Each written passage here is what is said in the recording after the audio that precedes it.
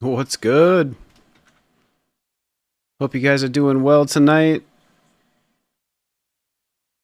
In Minnesota, we just got hit with a huge snowstorm. We got TikTok, we got Twitch. We have a special guest tonight. I'll introduce in just a minute. Let me make sure I got everything running. We got a private match going. If you guys want to come play some Rocket League, that'll be going in the bottom of the screen. Well, as always, when I do interviews. And let me get to my other screen here. Bobby with the snack cam. All right, we'll go snack cam quick. It's with some Nutella and go. And one of these. You guys ever seen these Chico stick? It's a Chico stick. And there's like a chocolate thing. I got it at the gas station. I was getting snowblower gas. Because I snowblowed 3 times since the last stream. Like, as soon as I ended stream last night, I snowblowed. And then I snowblowed before work and after work. Life's been crazy. It's been super busy, but I have been promising you guys an interview. We've interviewed all kinds of people on this stream. Musicians, YouTubers, comedians, rappers. We've interviewed a lot of different types of content creators on this stream, but I wanted to step outside the box, and I've been wanting to interview a political streamer for a while. Streamer. Everyone's a streamer, right? A political content creator for a while, and I thought the best way to do it in this community that's non-political, apolitical, basically, when it comes to our streams and chat, is to do it not during an election season, because everyone's sick of that crap. No one wants to hear about it. But I want to talk to someone that does this for a living, and I scoured the YouTube and the internet for some people, and this is like the first person I was like, this is perfect for our community. And just once you get to know him, you'll kind of know why. I just like his vibe. I think you guys are gonna like him, and maybe we'll all learn a little something. I feel like I'm kind of a political normie. I'm engaged civically because I'm a 38-year-old adult, but I don't really get into the ins and outs of politics. And I'm really interested to see what it's like to be a political content creator. So without further ado, let's meet our guest tonight, Luke Beasley. What's up, buddy? Hey, Chris. How's it going? Yeah, thanks for being fantastic. Here. Great to be here. You've been busy, so before I ask you my 100 questions, because what you do seems fascinating to me, tell people what it is you do and what kind of content do you create? Yeah, I do a progressive political daily show. Commentary, it's my opinion, and it's a lot. I mean, American politics is a lot to cover, and checking in with it every single day. Primary platform I would say, focus is YouTube. So if you're going to go look for the show, it's just searching Luke Beasley on YouTube. TikTok has a lot of followers, but it's kind of just clips from the YouTube show put there. So it's primarily YouTube, also podcast, daily progressive political show. And it's just taking kind of my observation of all of the day's news, synthesizing that into a batch of opinions and putting it out there. And it's been, growing and getting a whole thing going. So it's a lot of fun. I think I found you because you do what I used to do in high school, and you're doing it for a living. So I'm super jealous. You go on the street and you talk to some pretty nutty people. I guess it depends on your opinion of nutty, but like, Depends on your view. Right. But you interview people on the street. Do you want to? So that's how I found you.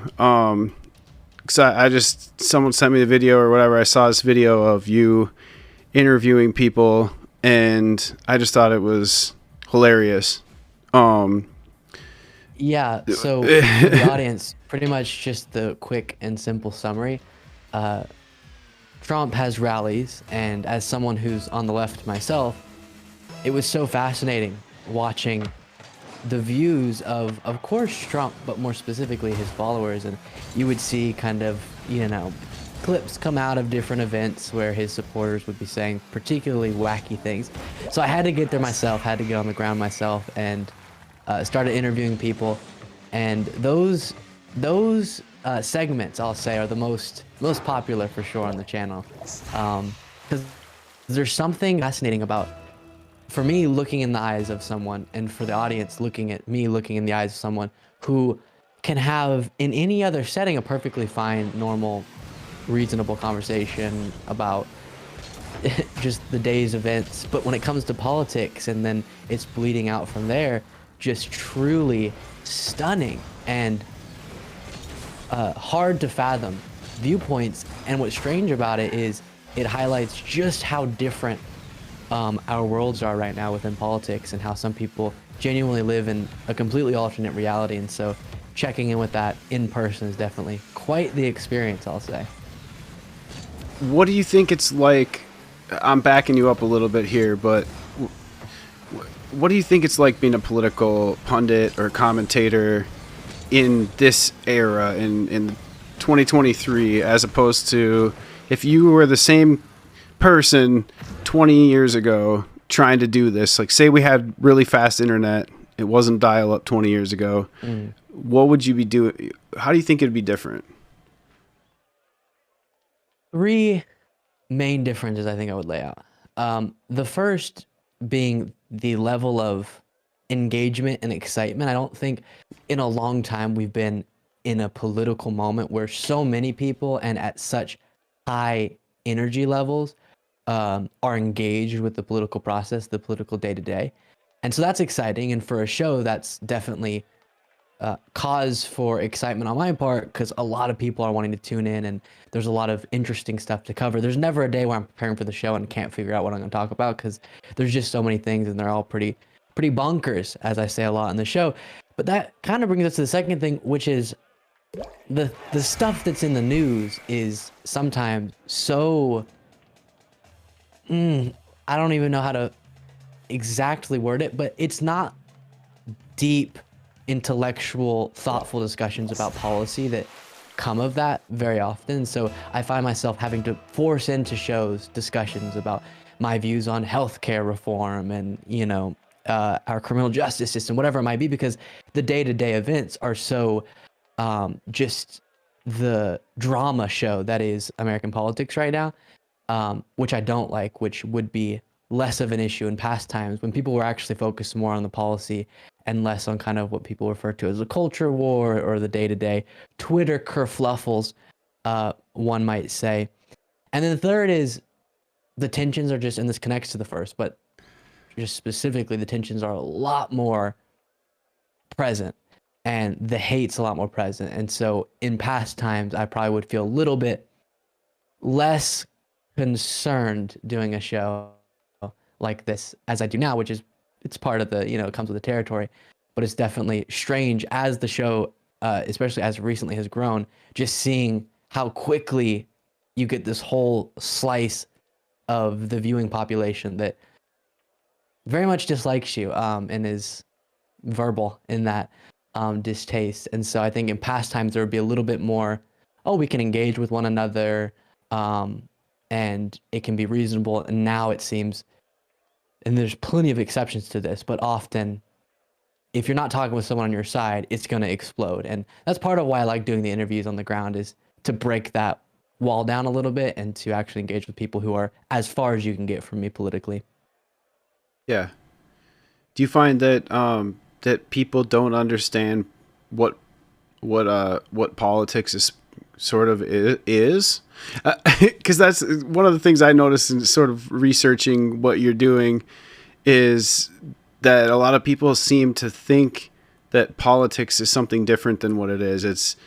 It's a set of issues and structural things within our society that we need to do, and then we vote to select people to represent us to try to do some of those things.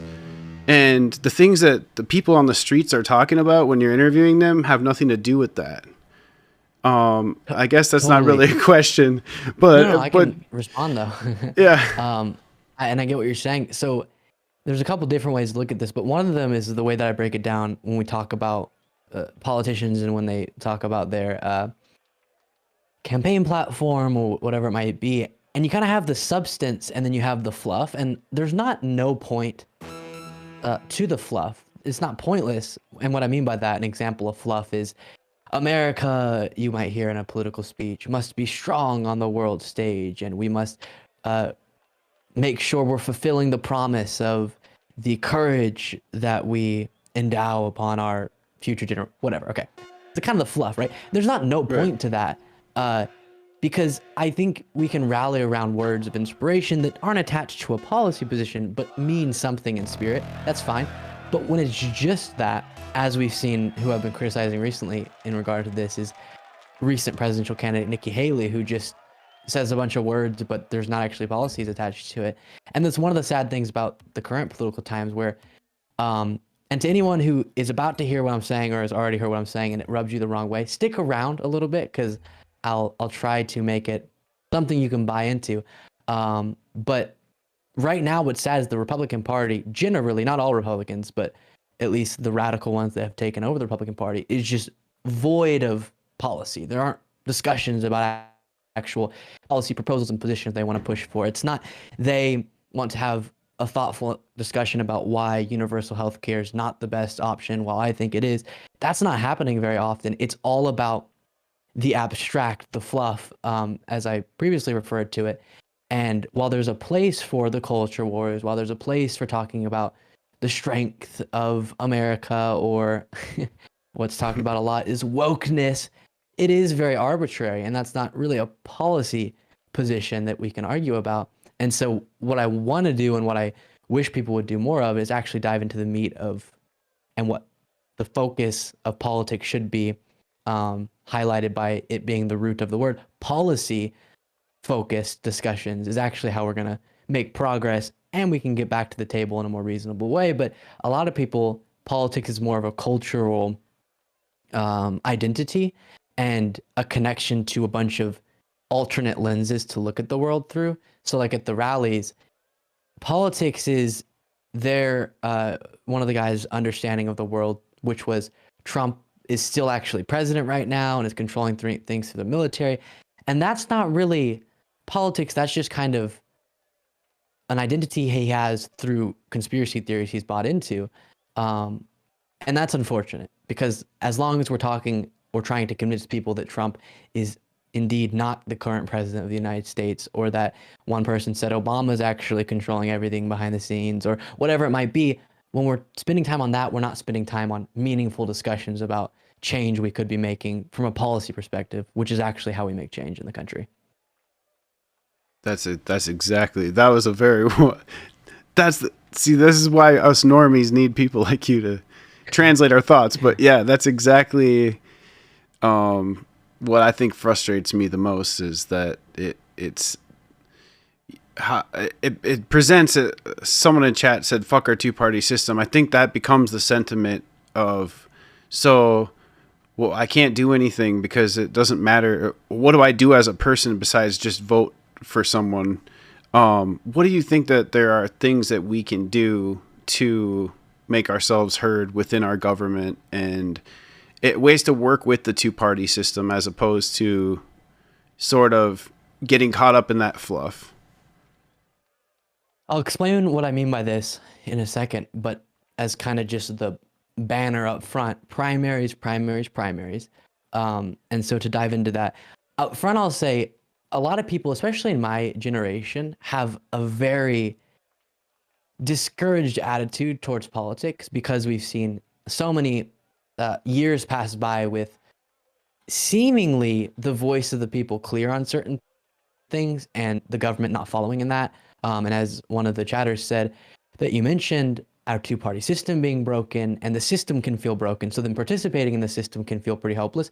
But what I try to beg people of on my show, and especially my personal life, is of the idea, even though this can sound backwards, that the only way to fundamentally and significantly change the system is to work within the system. and to get your hands on the levers that control that system. And the way that we do that in the United States and in other democratic countries is through our democratic process. And so then you think, well, how much of a decision do I have to make? How much change am I going to make when it's Trump versus Biden? Those are two candidates. Maybe you don't feel super excited about either. Okay, someone like me knows that Biden's the better option, but he's not ideal in a numerous different ways. And so that can feel hopeless too. And that's why at the beginning I say primaries, primaries, primaries, because primaries, to anyone who's not a political person, is the process of choosing who's going to be the nominee for the party in the general.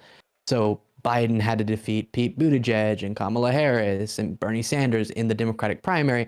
And then he moved forward and faced off against Trump. And Trump, in 2016 did the same thing. In 2020, didn't really have any serious challengers. But that's when you can actually impact a lot more change, whether it be in congressional primaries, in presidential primaries, but also locally, because there's so much less of a participation. And so your voice is a lot louder and you actually have more options. You can actually push for someone that is a lot closer to you politically. And even though it feels hopeless, when you look back historically, all of the great changes that we celebrate now were largely done through activism, through movements, but ultimately through our democratic process and getting the proper individuals into positions of power to push for the change that movements were pushing for. And so hopelessness, because the system is broken, is the exact opposite feeling I want to motivate, because the system will stay broken and actually break further if we allow only those who oftentimes are the most radical to be the ones participating in our democratic process. And there really is, through, with all of its flaws, our electoral process, so many incredible changes that can be made. And it's up to, and I know it sounds a little bit cheesy, but I seriously mean it. It is up to the people. It is up to you and me and everyone else to make the decision, to get involved, which is something I try to motivate as often as I can, because that's the only way we're going to actually make meaningful change. Right. I'm seeing some sentiments from chat. I don't vote anymore because as a libertarian, it's not worth it. Someone said Biden's a train wreck. Cut out just a second there. Sorry. Right before the libertarian. Can you read that again? I don't vote anymore because as a libertarian, it's not worth it. I can see the lesser of two evils, all evil. Okay, and then the Biden one? Biden is a train wreck. It would be so difficult to get someone in power that isn't far either side. I think the sentiment is seeming that people are becoming apathetic. Right. So let me just, I made my general point about look historically and in this current moment, the realistic prospect for change and for improving the lives of Americans generally is definitely through our electoral process. But let's walk through those two specific comments. The libertarian one, within Republican primaries and within your local races as well, not just Trump versus somebody, you actually can get an individual who's more libertarian in their views. There are definitely more authentically small government Republicans and then kind of Trump Republicans that are incoherent on their policies and don't actually push for what would be considered, traditional libertarianism. And so you can actually impact that with your vote and through organizing if you wanted to get more libertarian politicians elected. It may not be someone who's perfectly libertarian, but much more than the alternative. And every other person that you see get into office had a bunch of people behind them that made that happen. And that's why they're there. The detaching from the process is just allowing the broken aspects of the system that you see to be even more likely to remain. And the second point about Biden, just to really quickly walk through this, because at some point during this interview, I probably would want to do this because he's the current president. As a political person, makes sense to comment on him. In the primaries, I didn't have a whole lot of hopes for him. And I'll just say up front, one of the things that's brought up early in conversations about Biden is his age and his communication ability. I'm not ignoring that. His gaffes, his communication mishaps, totally present and an issue. Being president is the largest megaphone you can have, so it's important to use that correctly. So I'm not discounting that. But as a president, Number one, to the person who said you're only going to get radicals, Biden is definitely not radical if you look at the, especially global, but even just American political spectrum. He's progressive in the policies he's pushed for, but moderate, and you can see a lot of progressives don't even think he's progressive enough, which is reasonable. So then you look at how does he compare to other presidents, and his list of achievements has been pretty successful, pretty impressive considering the current political climate we're in, with the Inflation Reduction Act, largest investment in climate change response, largest investment in the bill before that, the bipartisan infrastructure bill, in infrastructure in decades, lowering prescription drug costs, capping the cost of insulin for Medicare recipients, and just a bunch of different examples like that, that I think should give you some hope. Because the reason he did that was because of a lot of progressive pressure, and he felt like he had to push for some of that, whether it be because he has a heart that wants that or because he was pressured by progressives. It doesn't matter. It happened, and the pressure was necessary. And so to me, that should provide a little bit of hope. Yes, Biden's so flawed, and there are a lot of people that I would much prefer to be president. But the fact that people got involved and elected him over Trump has led to a situation where meaningful differences occurred in the following 4 years. And I don't think completely ignoring that is the best way to go about it. So to get to a little lighter note, we jumped right into it. Tell me a little bit about how you got started doing what you do. And for those new people that are coming in, you are a content creator on YouTube. You do a daily show. And I recently just tagged you on TikTok, and you are popping off on TikTok. That's awesome, man. Congrats. Thanks. What got you to this? Did you try other things? One thing that we talk about, we have a number of streamers in our community, or, people pop in and out that try to do different things and content. And Tosh, for example, has 1 million views on a fingerboarding video on YouTube. So one thing that just fascinates me is, did you try other things before this? Or have you always just known I'm going to do politics since the beginning? So definitely not. I knew. So, of course, politics being a subject that it's difficult to find interest in before a certain age.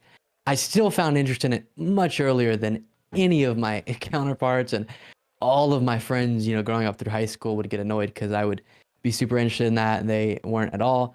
And so once I got kind of just really bought into it, I knew that the rest of my life I was going to be obsessed with it and want to be involved. I didn't know the political show specifically. And actually, before this, kind of in my super late teens, I was pursuing music and was completely on that, moved to Los Angeles, making that whole thing happen.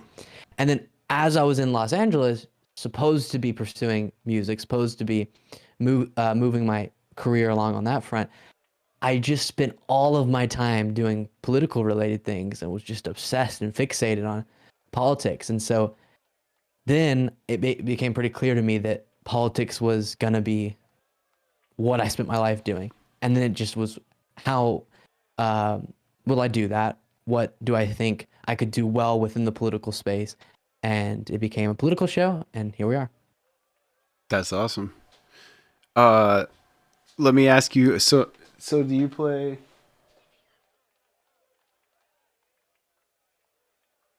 I have a sick kid. Oh, My wife is working, and the child just got up, but he's just going to the bathroom. So do you? I ask everyone this. Okay.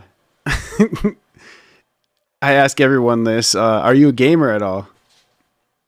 I am not. I am about as disconnected from the gaming world as you can possibly get. That's awesome. You're probably the first person, and even people that have come in without being tied to gaming originally, that said that. So that's cool. I like that. I Yeah, personally took I'll say about. I was Sorry, go just gonna ahead. say I took about 10 years off of gaming. Just like kind of lost interest in it, but I've never really probably met anyone that is that disconnected from it. So that's cool. Yeah, it all started, I'll say, with my parenting.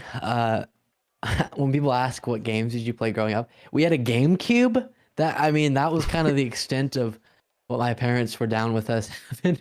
So they were always saying, trying to cause us to find interest in other things. And so the old game you can play, anything else you got to find other ways to fill your time. And thus I got interested in politics at a far too young age. There we go. There you go, parents. Keep video games away from your kids, and they'll be political knowledge boxes. So I'm assuming you've never played Rocket League. Did you ever hear Rocket League before? Mm-mm. No, that's awesome. It's car soccer basically. So that's what we play. A few different games here, but that's basically our main game that we play. So, Love it. yeah. So what do you think? As we kind of wrap up here, what is, politically? I think you could talk all night. Obviously, you talk every day about it, but you could dissect it to death. But can you give us some hope, some positivity? Like, what do you think are some of the good things that we're seeing politically in our climate right now? I know there are good things out there. I think sometimes people think that maybe there's not, but is there hope for our future?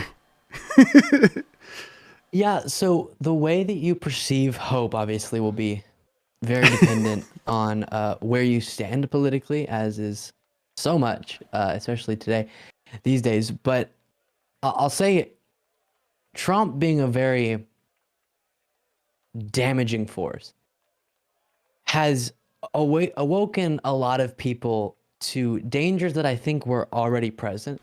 And so one of them being we really were seeing, and it was heightened with Trump's attempts to stay in power when he lost, a deterioration of our democratic institutions through kind of an assault that was going on. And there's an awareness of that. There was a backlash, a positive backlash to that in the midterms that was hopeful to me. The other thing is unions are one of the most crucially important parts of worker rights, worker advocacy, just all around working conditions, promoting and fighting on behalf of unions.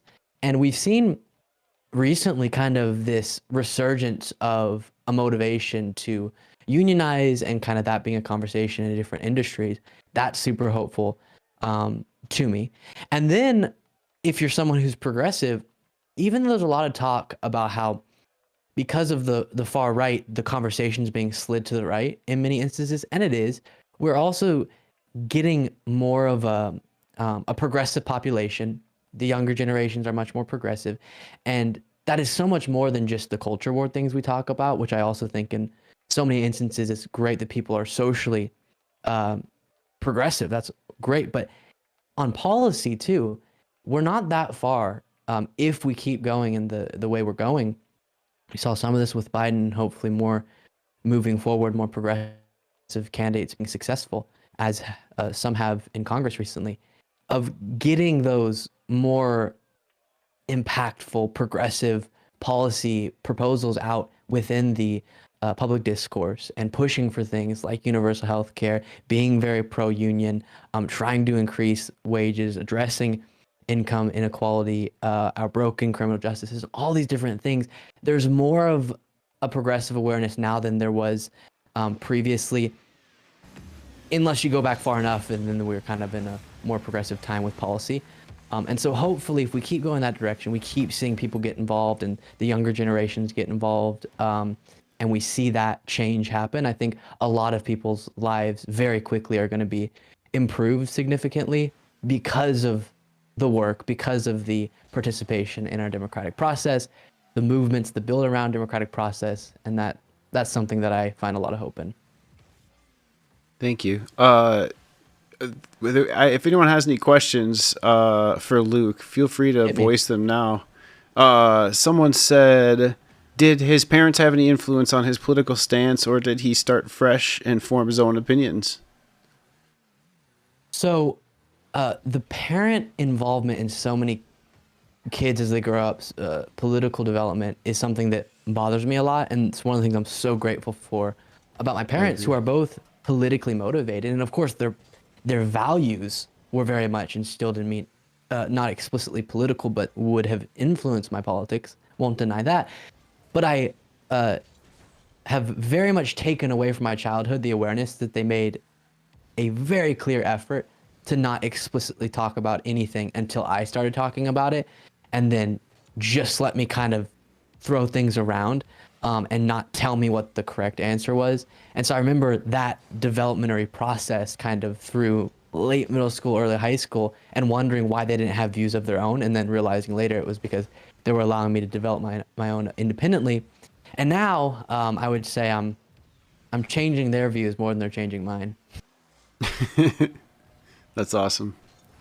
Well, I think that's all. No one else had any questions. Some comments on there, but I think Give me the negative, a negative one. all right. Okay, how about let's see.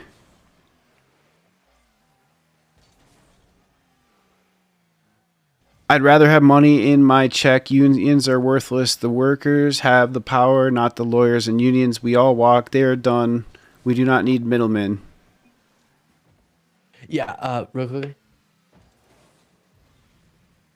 Did you say I missed like half of that? But I Sorry, think the that's general all right. point was just unions. I heard the end. Unions are pointless. I can respond to that.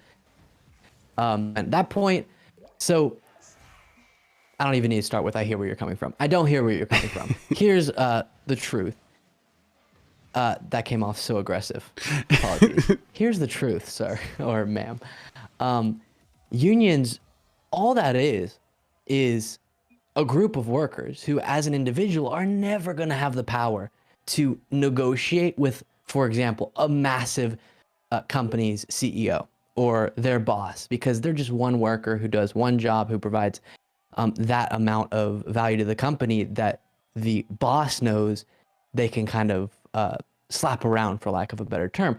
But whenever you come together collectively and say, we as workers now demand X, Y, or Z, you have a lot more of a chance of actually getting X, Y, or Z. And so it's, I think, something when you abstract it a little bit that most people should agree with. Why shouldn't workers be able to come together and advocate collectively on behalf of their interests, and in coming together establish more power than each individual worker has by themselves? And then a union, while there's tons of problems, because anytime you establish an organization, an entity, so often there's going to be issues with the people who run that entity, or the decisions that are made, or the corruption that can happen.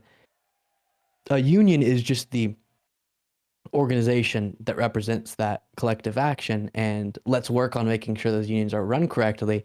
But generally, as a broad statement, saying unions are pointless is pretty much saying you want to limit the amount of power that a group of workers can have as far as advocating for their working conditions, which I think is bonkers. So they're saying, I get leverage, but we walk away as a collective. We walk, they get bad press. Period. All the workers on the ground have boots on the ground. Those CEOs going to get the work done. So I'm forcing you. Okay, so yeah. So I guess what they're asking is, we could be a collective without a union. What's the difference then? So are they saying? So Tosh, I guess I'm kind of asking Tosh in chat. Are you saying you want to create like a pop-up collective, and the union's more of like a permanent space? Is that the difference? Yeah, I think I understand in theory. I think what they're saying. Unfortunately, in practice, when you're talking about the numbers, within the context of the numbers that we're talking about and the companies that are being negotiated with, you do need a formalized institution or organization, and you need some sort of a structure led by a set of leaders to make it a process that's actually going to get to where you want to go.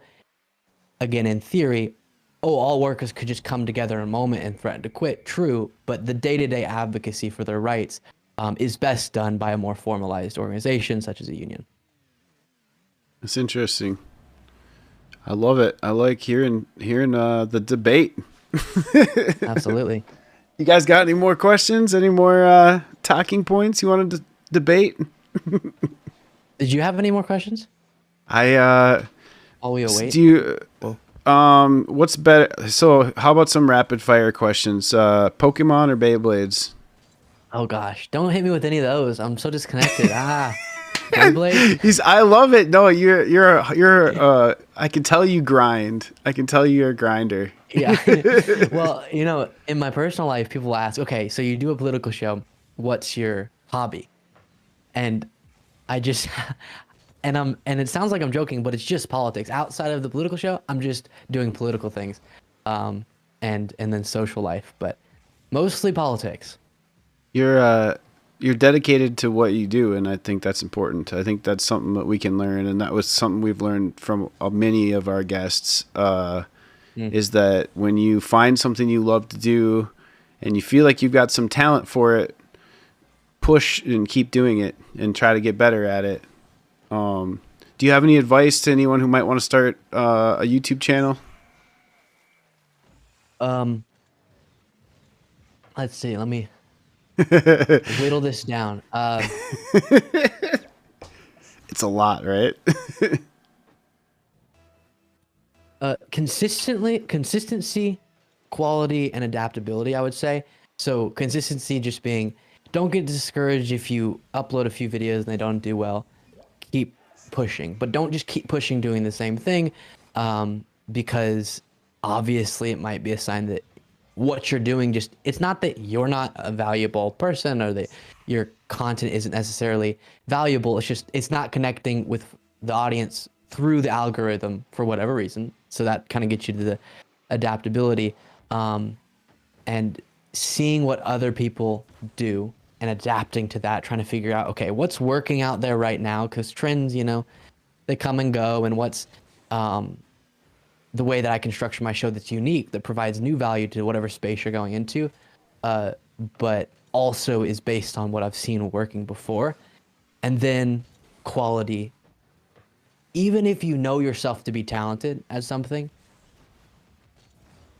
not stay humble. You want to be confident, but at least humble yourself day to day in knowing that you gotta grind to get better, and every single day is a part of that grind to get better, because on the other end you'll be glad that you did. And just keep being critical of yourself while understanding your own value. Be critical of the content you're putting out there so that you can refine it to the best that it can be. That's awesome. Great advice. Well, thank you. I appreciate you coming on the show tonight. Absolutely. It was great to be with you. Yeah. If you guys want to go check out Luke, it's your YouTube is Luke Beasley on YouTube. Luke Beasley on YouTube. Different usernames other places, but if you search Luke Beasley, you'll find it. TikTok, Luke Beasley official, I think. I think Instagram, it's Luke P. Beasley on Twitter. Luke P. Beasley. Luke P. Beasley on Twitter, yeah. But if you're interested in watching the show kind of in its proper format, then definitely check out the YouTube channel. Yeah. Thank you again so much for taking time out of your night to come and hang out with us. And if you ever want to play Rocket League, you're always welcome to come try it here in our safe community. We won't be toxic to you. All right. Sounds great. Hey, much love. Have a great night. All right. Thanks. Well, thank you guys for the comments, the questions. I love you guys no matter what you think. And I know that political stuff can be a little touchy subject, which is, partly why it's not something we talk about much on stream. But I think it's good to have conversations, and I think we've gotten back to a place in our society, in our kind of world in our country, where we can talk about shit again. And at the end of the day, it doesn't matter. We can play Rocket League again and not really like argue about stuff and be worked up about stuff like a lot of people were over the last few years. I think I kind of just went into a shell, you know, and it's like you want to talk about it, but you don't. What's going on? It's like what if sports became all of a sudden toxic, and what if you couldn't talk about what team you liked or who was going to win or lose, and because you could lose a family member or whatever, you know. But it's like I think historically, like people talked about politics, and I think we're getting back to a place where we can do that again. And I think that that's only good, no matter what you think. If you're left wing, right wing, somewhere off in the corners of the square, I think you can. I think we need to be able to at least think about stuff again. So anyway, that's our political stream for the year. And I thought Luke was great. And if you guys want me to interview like he seemed like a lot more left wing. If you guys want me to interview a more right wing guy, if anyone has any suggestions, I'd be happy to interview that, someone like that. I know American Nacho is someone that's rated us, and he's right wing political streamer a little bit, I think. And he's been kind of on the stream a little bit, but we never talked politics. So I could probably interview him, or we could just find someone else. But I'm all about keeping it balanced, and I want to interview all kinds of different people in different realms of the world. So I'm working on some different types of content creators. I'm going to probably be interviewing an artist soon. And then I have all kinds of other people that I want to start doing. And I have a number of friends that I want to interview that I have never interviewed yet. I've kind of just been waiting to get to that. I was kind of hoping to do them in person, but I might just end up doing them remotely like everyone else. Anyway, much love, guys. Fang for president. I kept forgetting to say that, read that comment, and then more would come down. But he was talking or I was talking, and then I'd read you guys. Are funny. I'd run for president if you didn't have to sell your soul and raise millions of dollars. If it was actually just like what it's supposed to be and wasn't corrupted, I probably would. But it seems like you have to jump through a lot of hoops and make a lot of friends and beg for money, which is... I should have asked him about that, because I mean that's kind of like part of the problem, right?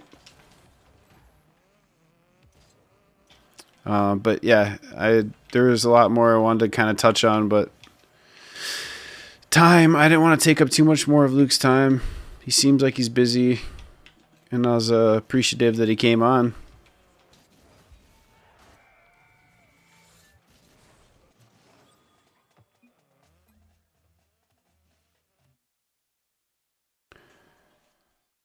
Yeah, I don't care who votes for what. Tosh says, just don't lie. The problem is poor use being informed as a shield nowadays. I think I had it on Rocket League that whole time. Whoops. The whole time I was just chatting. Whoops. People use... I thought you said poor people use. Like, come on, Tosh. I don't use that. Let's go. Let's shred some games with Coach Shasta.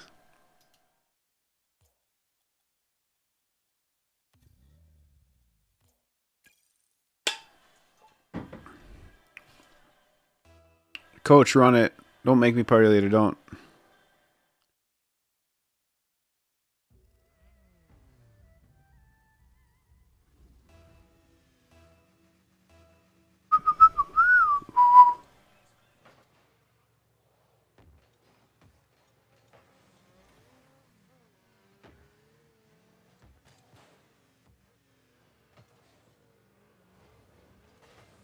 I'm working from home tomorrow because there's a massive snowstorm hitting.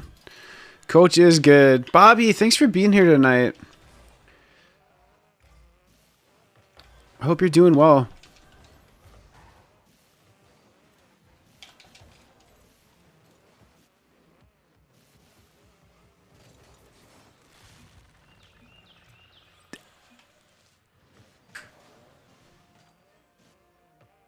Like right in time with the music. Wanna have a good time. What's up, Skillet? How you doing, buddy?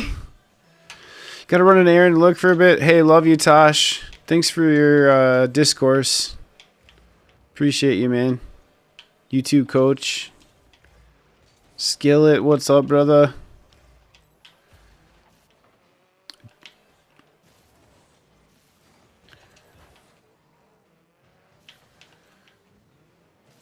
Deaths, I don't know if Deaths is still here. I saw him pop in and I wanted to tell him something when I could. I'll wait for him to get here and I'll tell him the thing I was thinking about. It's all right, coach. I'm off right now. There he is. I was I summoned. I love how I could just summon you. I was thinking about TAF because have you heard these reports that people are writing books with Chat GPT now? And I was like, Fado's fucking collage is beautiful, and I was like, maybe the next project is have TAF write a book. A book about Rocket League. How to Play Rocket League by TAF.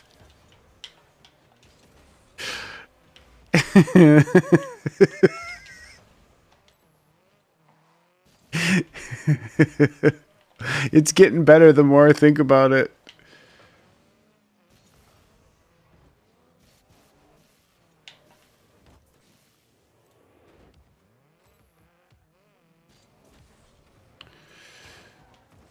Let's go.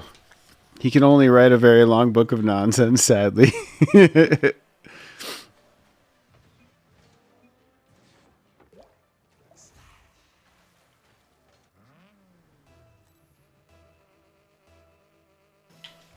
Could have been a good idea.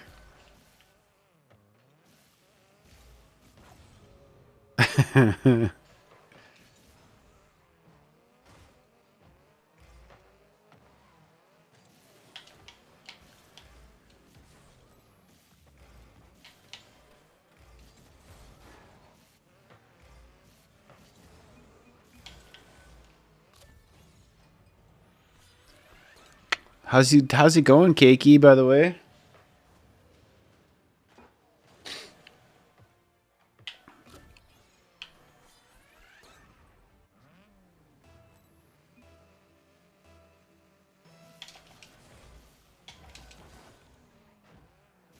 Patman!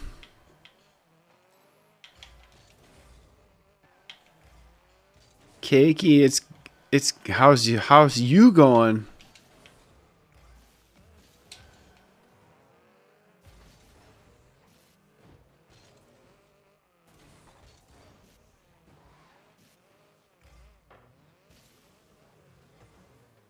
Still waiting on that VIP.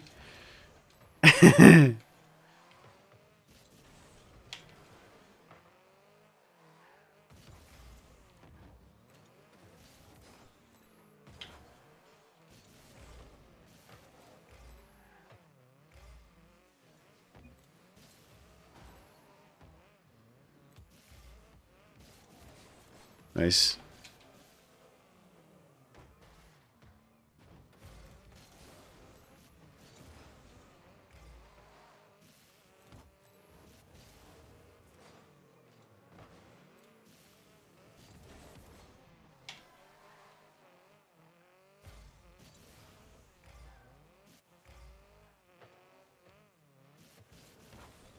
So close.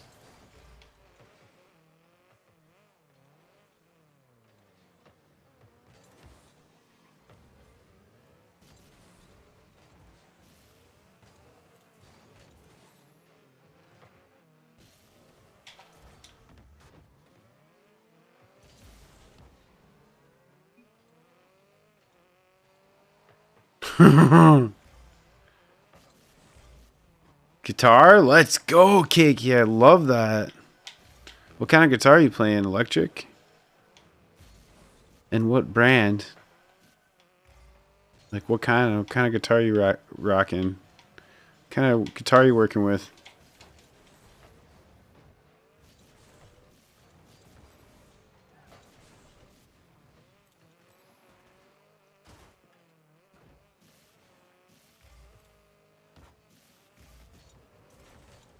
Whew.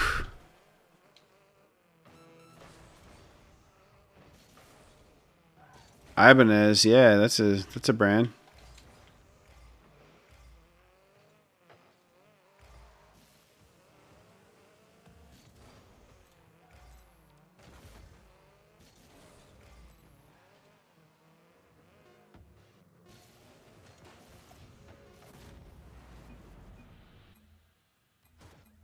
Yeah.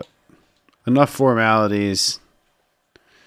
You've been practicing for a while. You're just trash with learning. I feel you though, man. Guitar is tough, man, because it's not even just memorizing where to put your fingers, but like the actual movements. I think is honestly harder than the knowledge.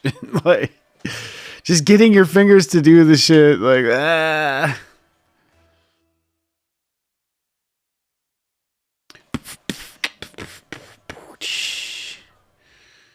Yo. I'm giving up. I'm giving up. I'm giving up. I'm giving up.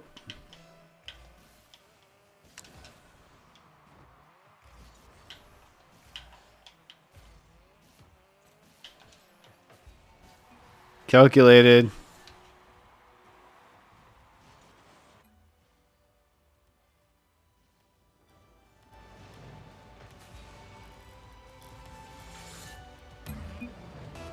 Oh wait, I gotta... Let me know if the game volume's too low, you guys. I adjusted it during the interview. Trying to make it perfect.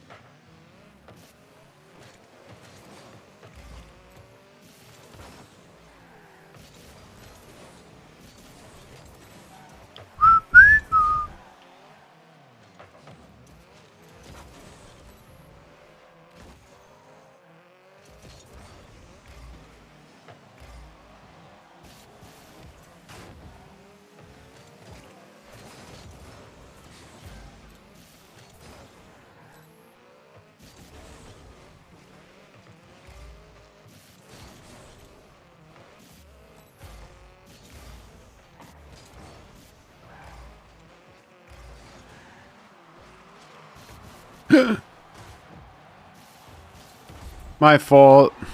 My fault. Ah, balls. My fault. My fault. You think about getting a pedal, but I don't know what to get? Dude, I just played around with a loop pedal really for the first time in my life the other day. Like, I've played around with them for like 10 seconds before, and then my friends get mad and be like, it's mine. But like, or I'd have to get back on a drum set, but I actually sat down and played for like an hour with one the other night at our friend's house. My friend was playing drums and the kids were playing crap, and I actually just sat there and tooled around like, oh, that was fun. A loop pedal is so fun. I keep forgetting I gotta get one. I don't know how much they cost. I gotta ask one of my musician friends like what's the right one to get. But like I need to get a loop pedal that, oh, it's so fun, man. It just makes me want to sit and go do that right now. Oh yeah, so Keiki, a loop pedal. So yeah, Patman. Yeah, drums was my main first instrument for years, and then I started playing bass in a band, and then I started singing because the singer quit. So then I sang and played bass, and then I was just the singer for a while. And then I started playing piano was actually my first instrument, so I started playing piano in a band while I was singing, but that was too hard, and then I didn't like it.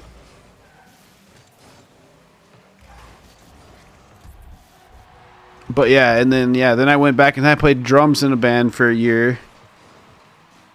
And then then I just started like doing electronic stuff, like just electronic pop crap, like just solo stuff that's just easy, that is just fun.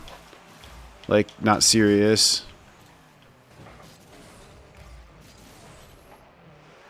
A loop pedal is a pedal that has two buttons that your foot pushes, and one of them records and then the other one plays, and then another one, if you hold it, it erases it.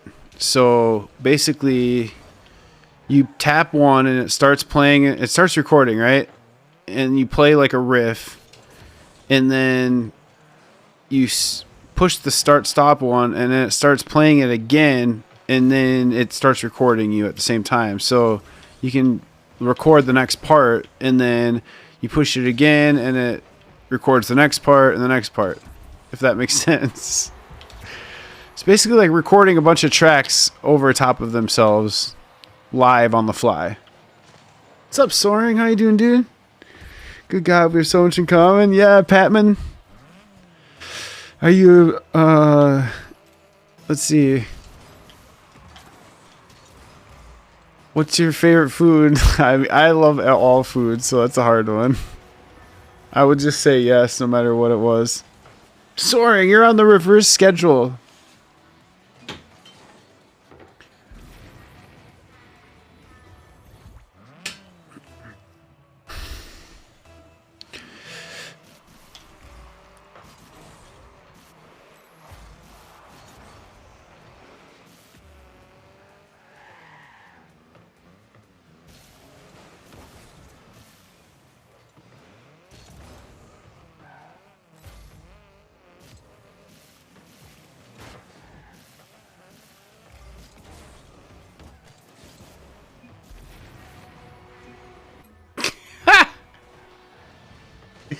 Oh my God.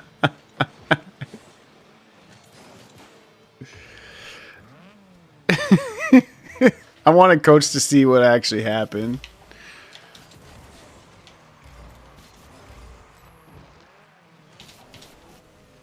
Sorry, my fault, my fault. I'm scrambling now. Can we make a comeback? 3 goals?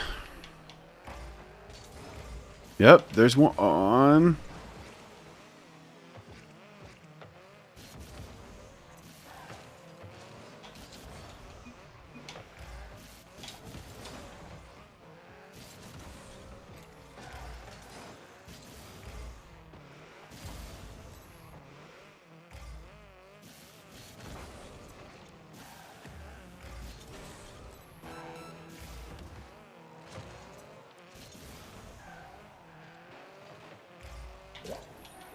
There we go. Playing at church. That's how I started as a kid.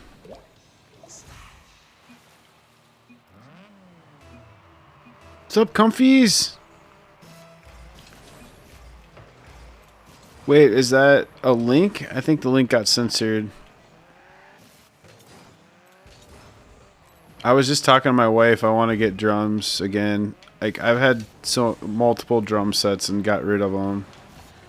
I want to get electric drums, because it's more manageable. And, like, you can just do more with it. That was my fault, that game.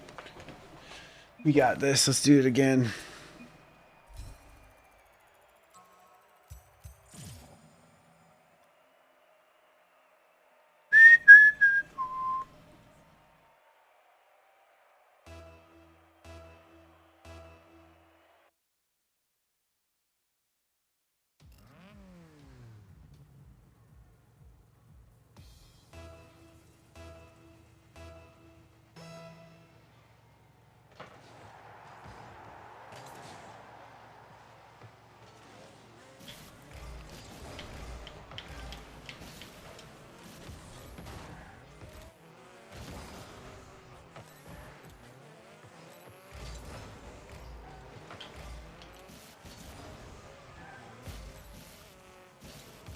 Oh no.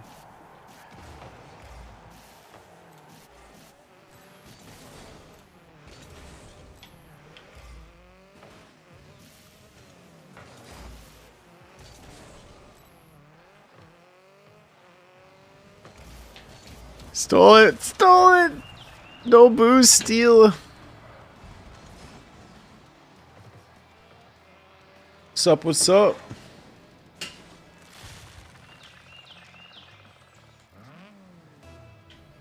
One nothing at 420. Let's get it.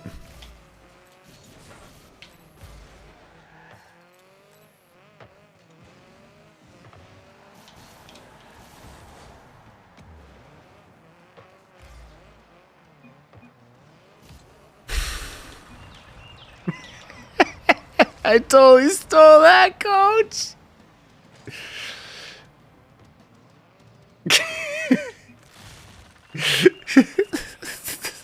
I'm sorry.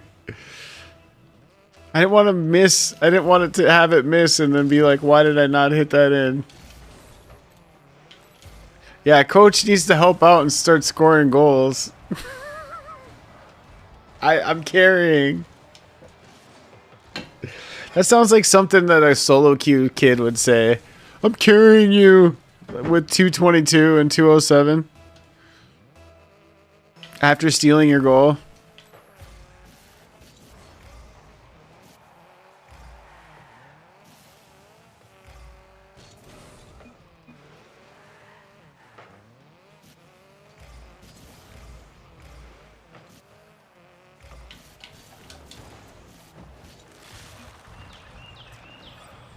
That was nuts.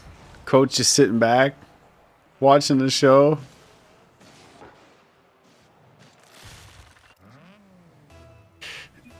Your main kit's a Pearl Export Series? Let's go.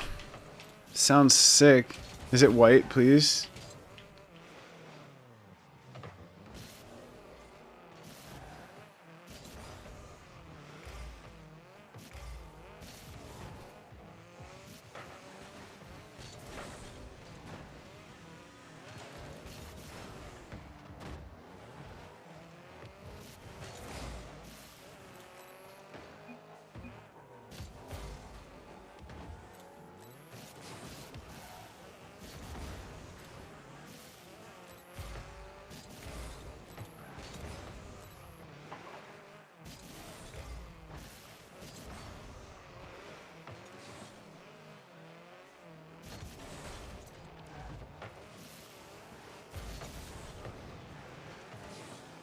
Nice pass.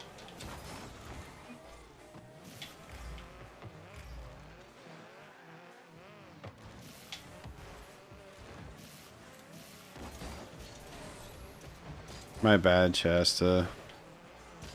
My fault. I bumped. You guys, my new chair is on its way. What's up, Nolly? That's hilarious. You and Max. Yeah, kit, Keiki. A lot of people call drum sets a drum kit.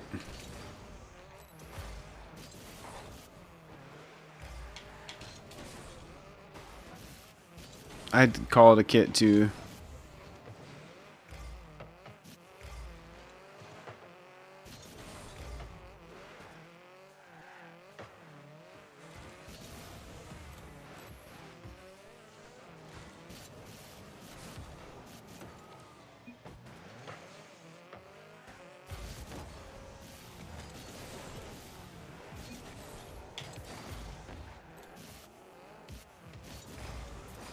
Close. I was trying to pinch maybe.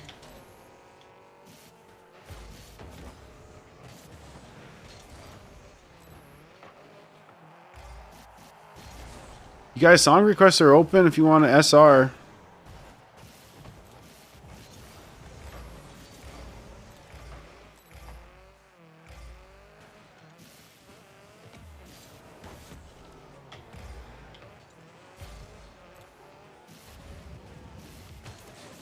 Oh, my bad. Should have just left that instead of trying to pinch.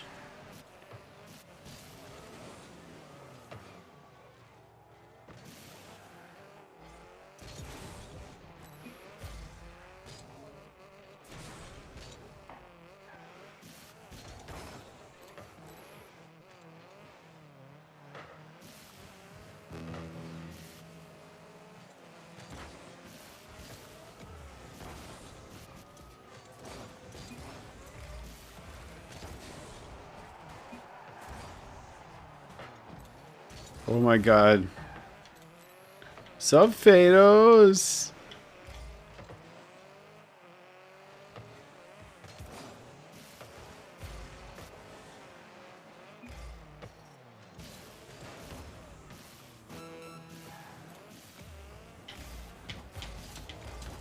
Oh, suck it! That's for you, Fados. Welcome.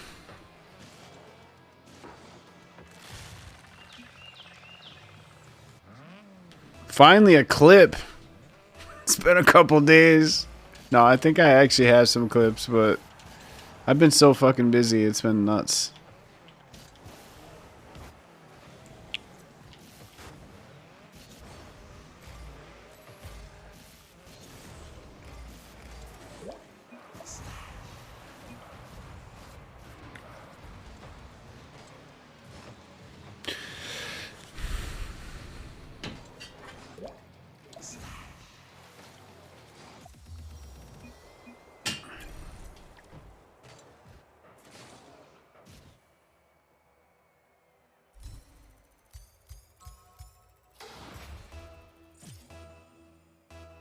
So Fados has helped tear down many a drum kit.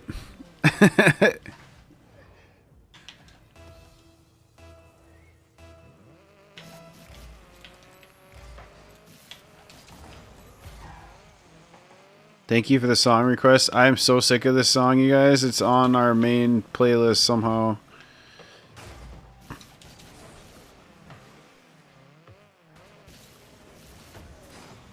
Hit a miss, baby.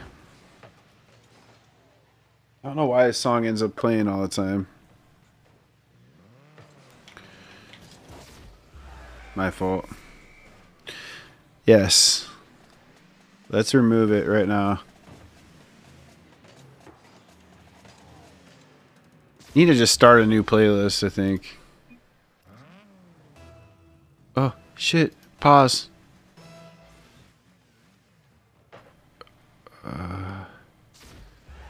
I'm sorry, coach. Fuck. I don't know how to do it. Oh, maybe you guys can do it from chat.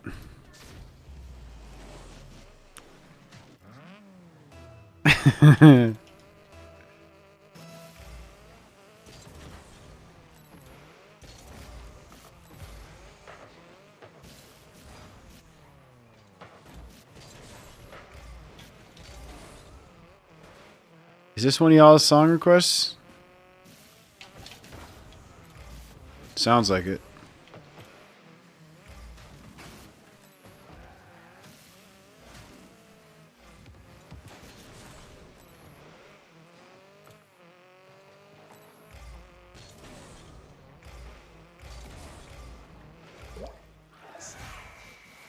Let's go. Patman, where are you at again? You're in the South, aren't you? You in Texas? I know you told me 5 times. And you sent me your website, which says it.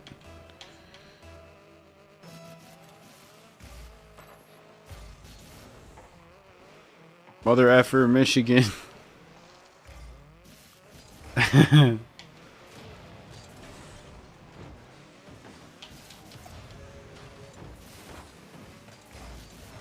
Fucking Michigan. Budget Minnesota. I'm just kidding. I'm just kidding. No, Minnesota and Michigan are a lot alike for like weather and stuff. We both got a Great Lake. We're both by Canada.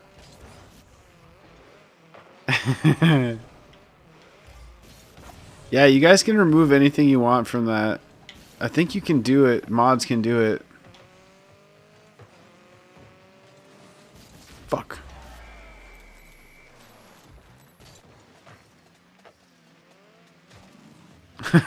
Batman. God damn it. Okay, thrifty Minnesota. It's like a thrifty Minnesota.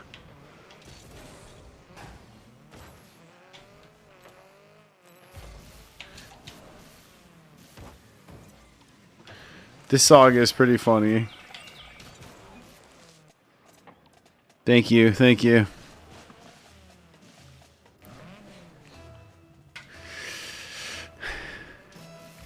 Oh, there's no command? Damn it, okay. Wonder if I could set one up. I shall look into it. Speaking of things I was supposed to look at, I gotta frickin' do that mic thing on the snack cam.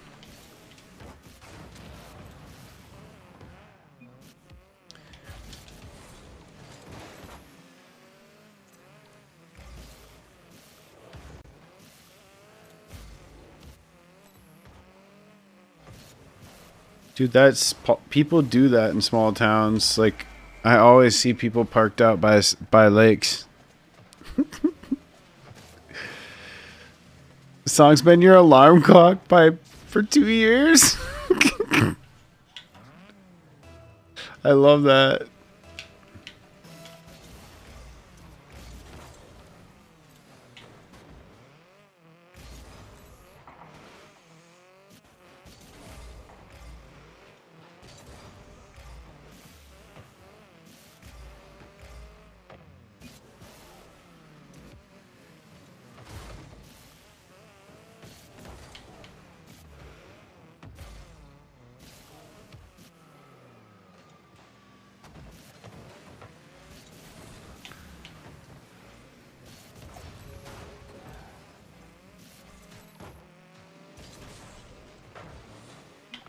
Let's go. Let's come back, buddy.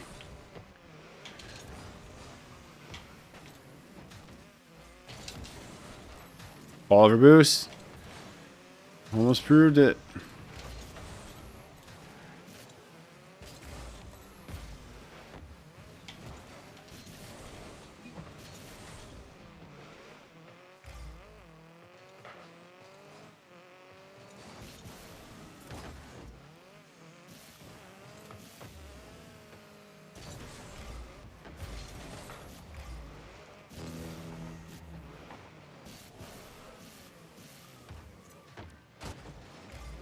Oh, that was it. It doesn't have to be pretty. All right, someone else request a song.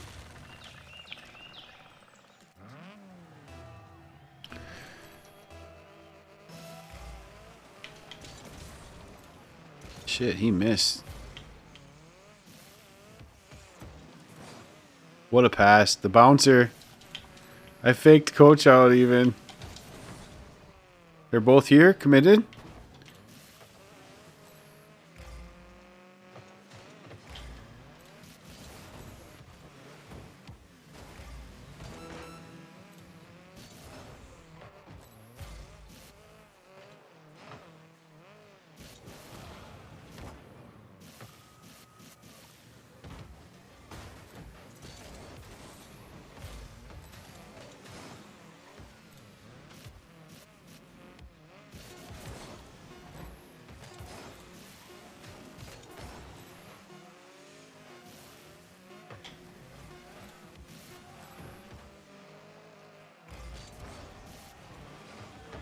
Oh, so close, dude.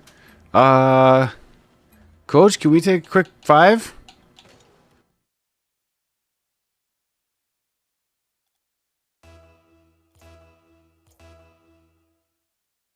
After this game, can we take a quick break? Come back for another run? It's okay, it's okay. It's your last one? Alright.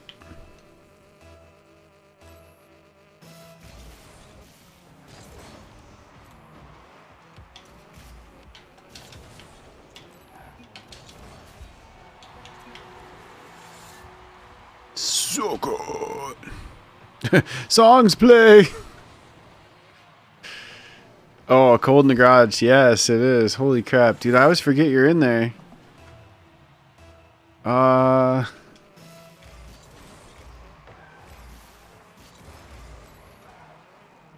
played something. I played something.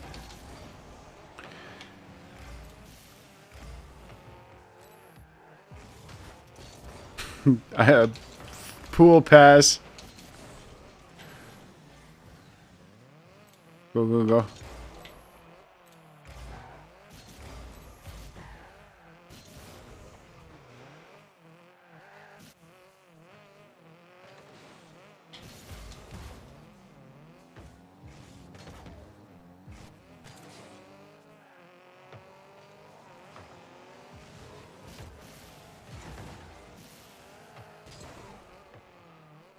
Is this something someone requested?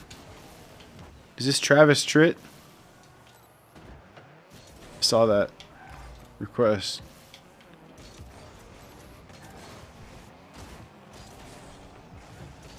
I broke a rule one there. It was one of those ones where you don't notice it until you've already broken it. It's like, get out of my fucking way, dude. Oh my god, let's go.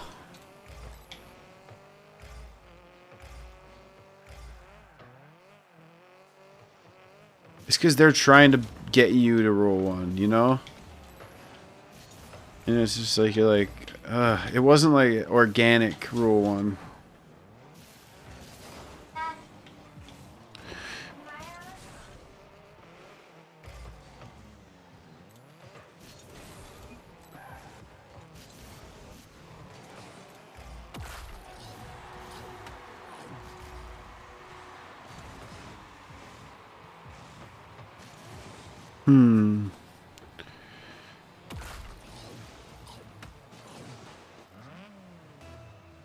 Is that better?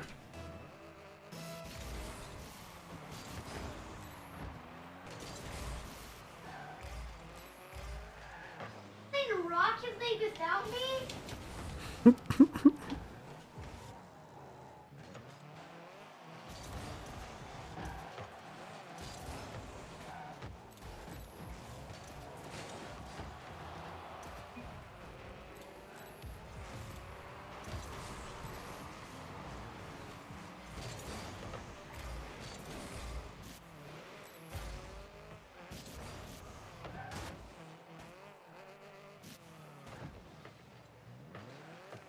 Mm-hmm.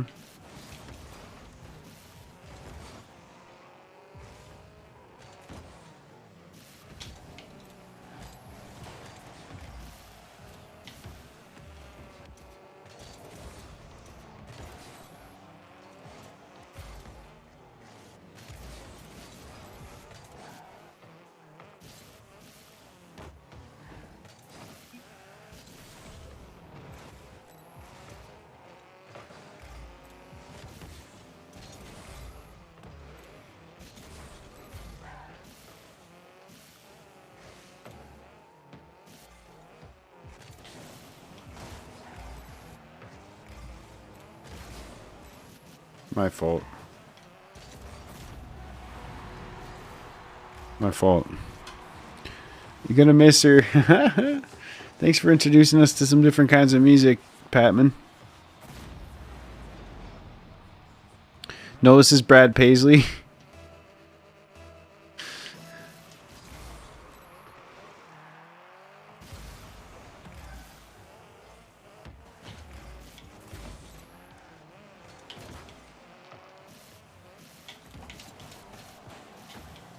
No.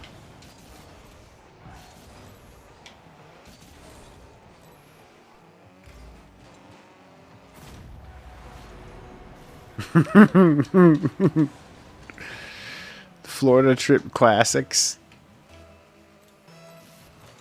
You drive from Michigan to Florida a lot?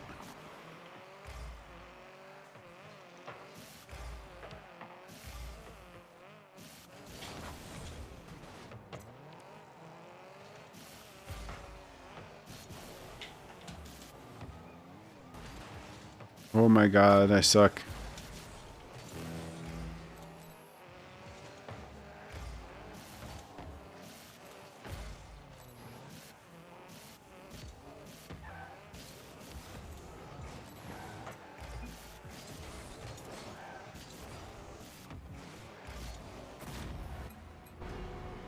'90s country brings you back to OG memories. Family trips to Florida.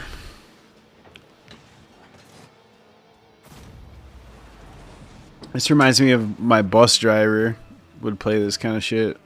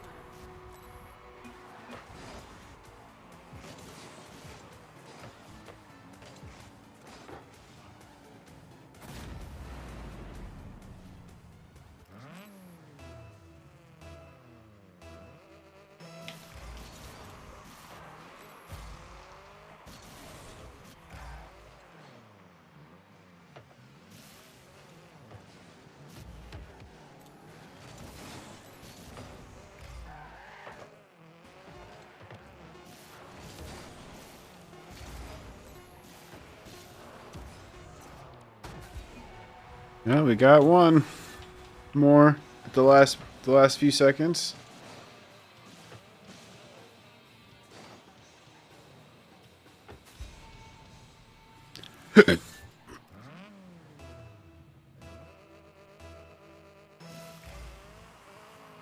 Yeah, I'm glad we got to play a couple of games, Coach. Great games, brother. Thank you for playing. For the rest of you guys, for the rest of the stream, I'm going to play with viewers. So I'm going to open a private, take a potty break. Much love to Coach Shasta. And I will open this private, and I'll be right back, you guys. If you want to play with me, hop in the private, and then we'll figure out the games. Probably just play 1 or 2 with each person, or maybe play private matches. See you in a minute. Listen to me! Go! Get out of here! Go!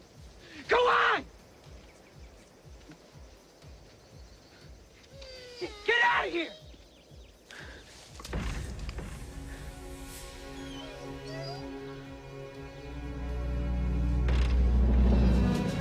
Go on!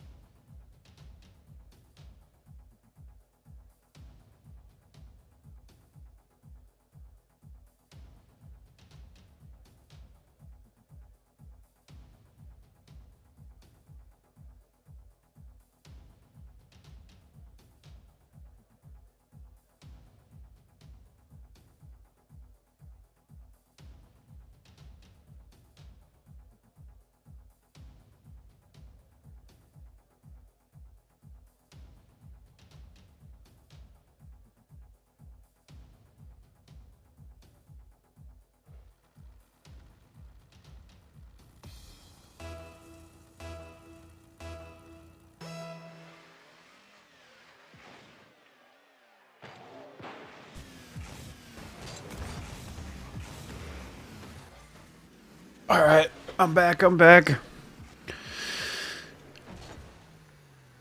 Wait, did I pause it? God damn it. Was it paused that whole time? I gotta figure some shit out. I think I might do a utility stream soon. Like, where I just like tidy up some shit.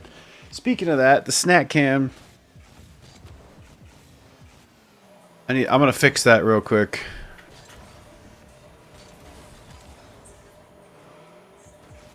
What are you hearing? Wait, let me mute myself.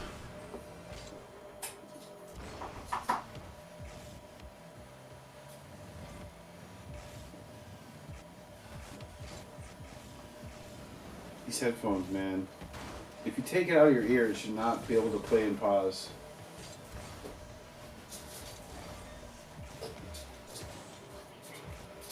Check 1, 2.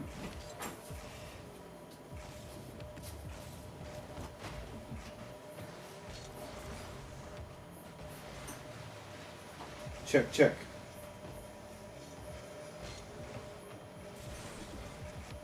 Check, check, check, check, check, check.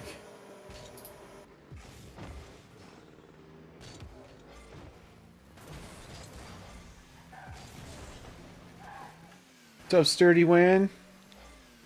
I think I got rid of that. I got rid of it. I got rid of it, didn't I? got rid of that. Got rid of it. See? What the heck?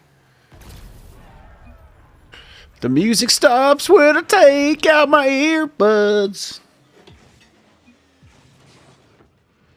Have you guys seen this? A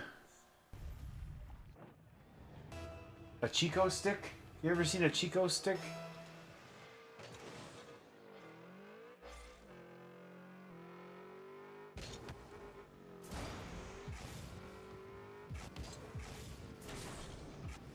Sorry.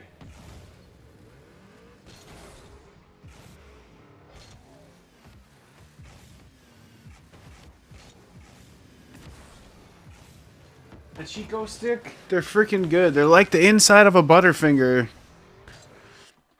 They're like the inside of a Butterfinger, the crunchy part of a Butterfinger. They're good.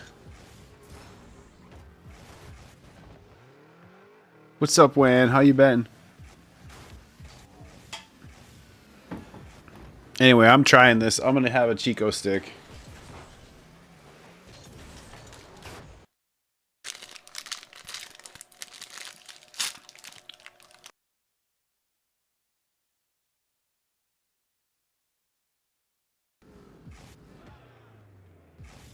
It's good.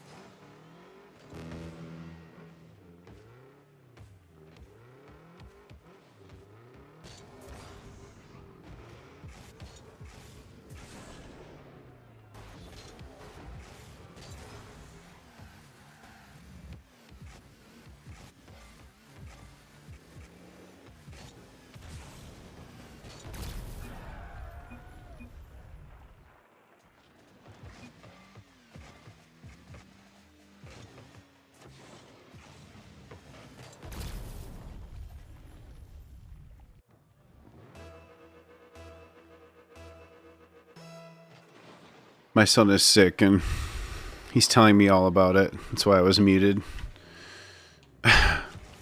Should we play a game, you two? What's up, King? Get in here, man. Let's play some 2v2. Oh, there's Des. Let's go. Never mind. We got ourselves a private match. Yes, sir. Join. If you guys both join, we got 3s. No pressure, though. No worries. Just good to see you, King. Been a hot sec.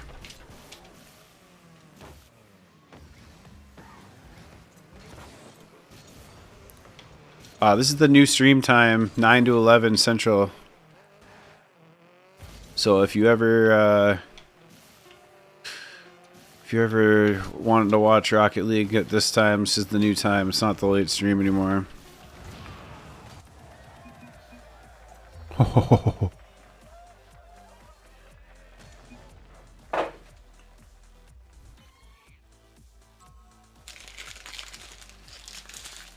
Dude, these are so good.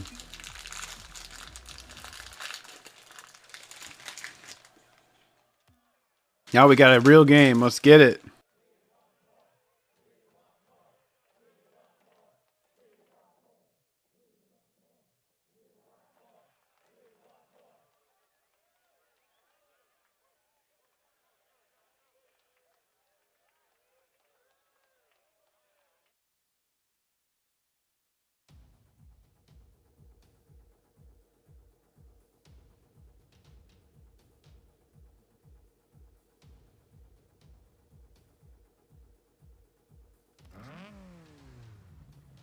Oh, auto join Fados.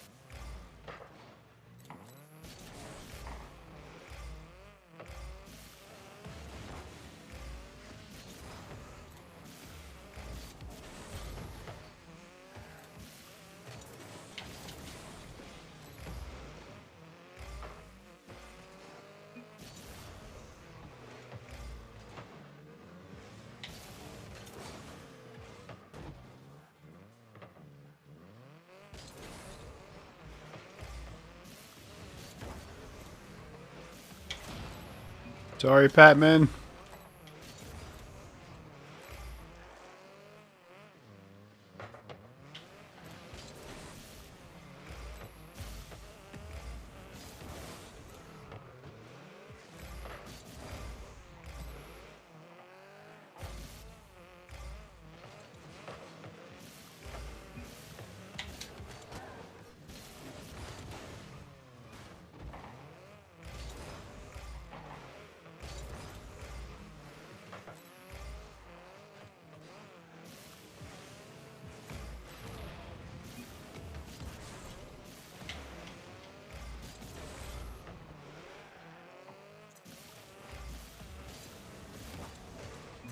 Let's go, dude. Nice play. I kind of dig this song.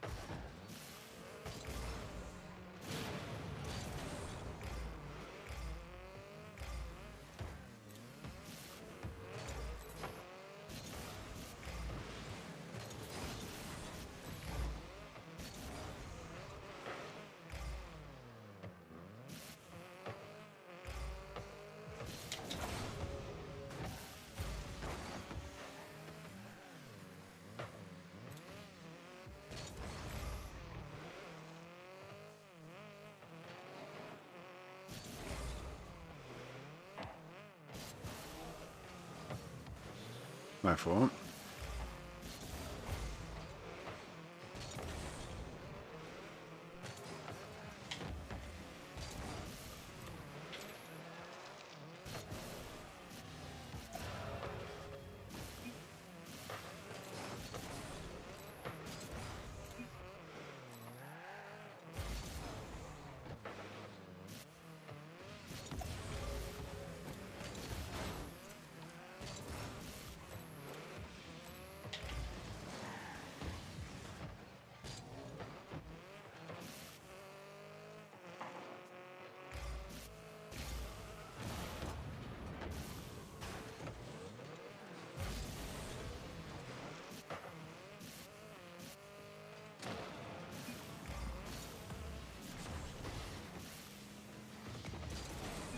My fault.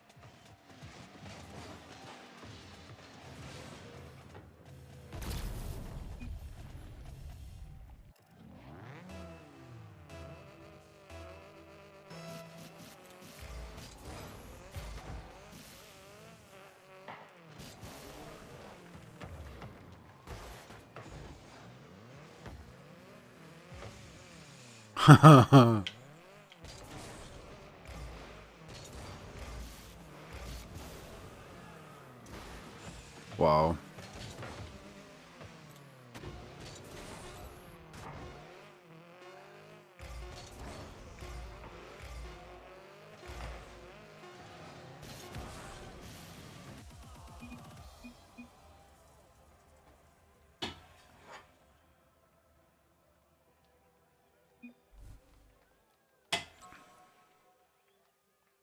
Rematch.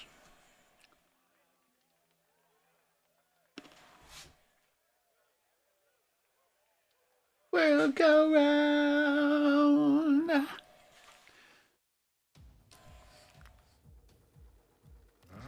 Rematch.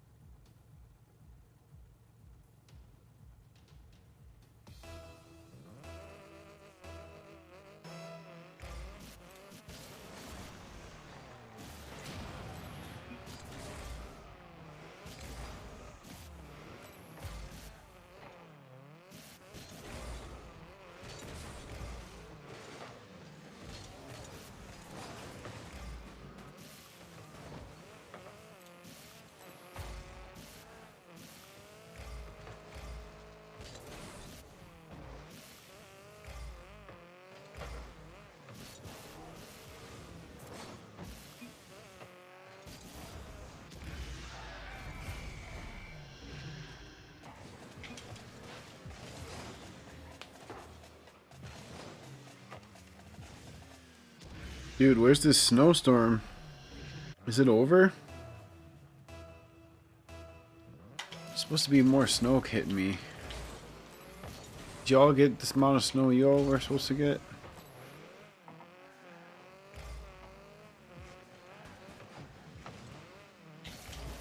My god, dude. My fault.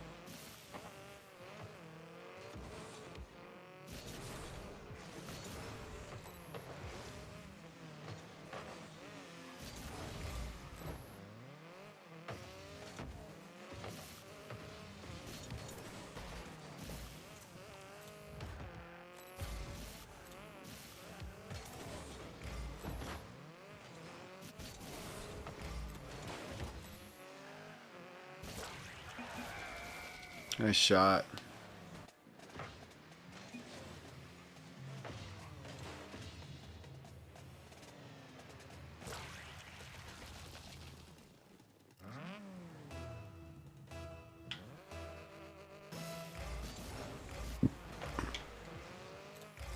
This song needs to get off there too.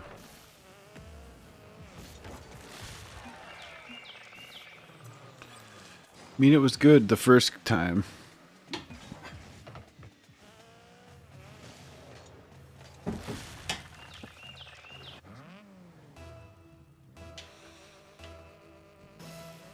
It makes me want some Sour Patch Kids. And I don't even usually like those that much. I like the sweet part of them.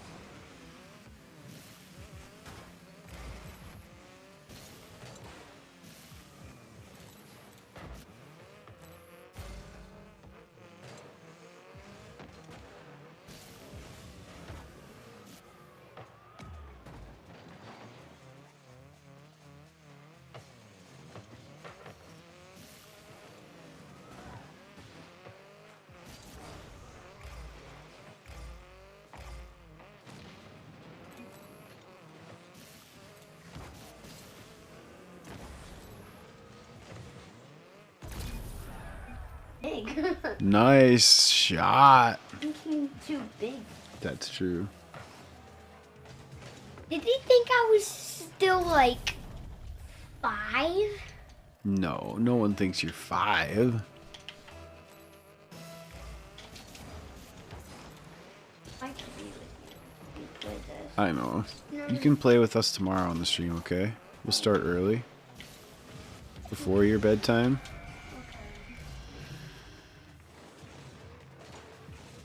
I asked you if you wanted to play earlier, but you were still feeling sick.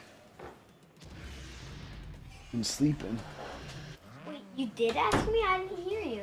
Yeah, I said you asked you if you wanted to come. Yeah. That was earlier. Hear you. Right after dinner.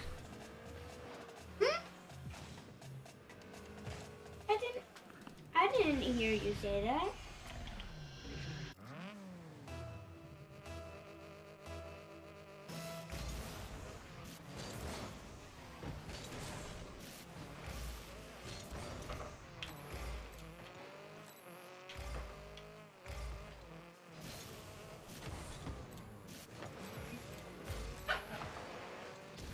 Dude, I'm so bad. That's a nice jacket. Looks good. Want to show the viewers?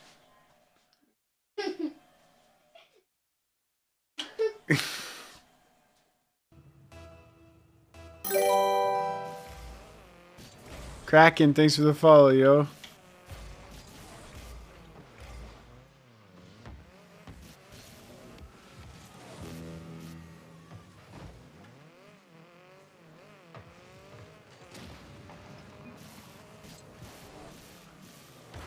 Great pass. I messed it up.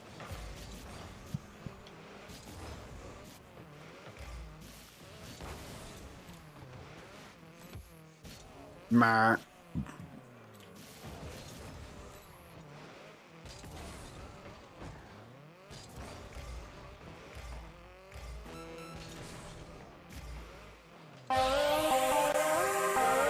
Kraken with the raid. Let's go. Thank you, dude. Appreciate you.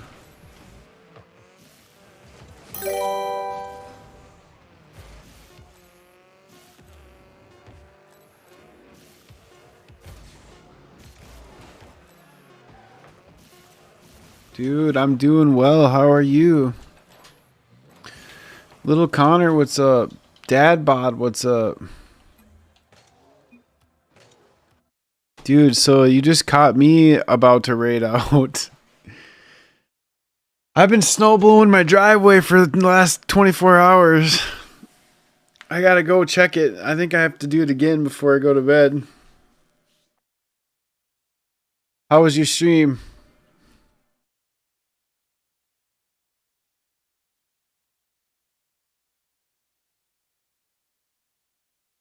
I'm giving you a follow, Kraken. I'm gonna come check you out.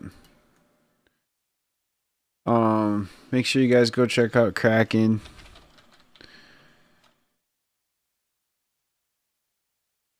Let's get him a shout out here.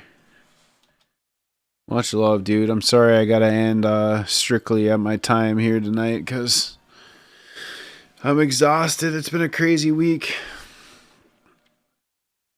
Yeah. Tomorrow night. What's tomorrow? Thursday? Normal stream schedule, 9 to 11. Let's take Kraken with us and we'll go raid whoever comes up on my list.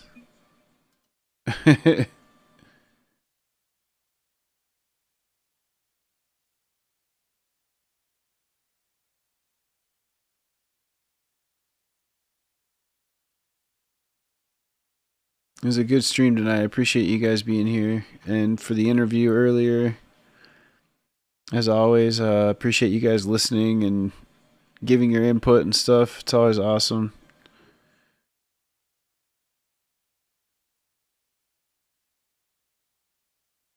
Let's raid Hat Dad. Hat Dad Gaming, we're going to raid. Thanks for the private matches, guys. That was fun. Let's do it again tomorrow. Play some private matches again like that. That was a blast. I'm going to eat my snack now and go to bed. Or snowblow. Or wake up early and snowblow. I've got to snowblow either right now or when I wake up. Much love, dude. Tosh, welcome back, brother. Good night, man. Thanks again for the raid, Kraken. Desk, good night. It's been a busy night, dude. Same, man. I feel you, dude. No worries. Fados, love you, brother. Let's go raid Hat Dad. Taff is grounded. Okay. All right. Sure you deserved it.